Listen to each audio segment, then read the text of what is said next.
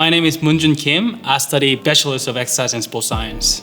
I was born in South Korea and I moved to Philippines for my high school. Then I moved in Australia back in 2019. Back in high school, all my friends, all the people around me said, IT is gonna be a more stable career. But back in my head, I'm gonna do sports. So after 8 months of studying IT, I moved straight into sports science. To study in exercise and sports science, you don't have to be really athletic. Deakin's #1 in sports science. That's what I really liked.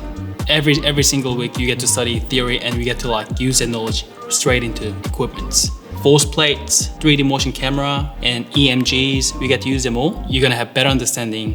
So Deakin definitely helped us. I really like it because there's a lot of sports going on in here. Playing footy, basketball, soccer. Us Deakin, we have a lot of placement options when it comes hands-on experiences, placement options, opportunities, stuff like that. That's really beneficial. In 3 words, Deakin is very active, fancy, and healthy. Yeah.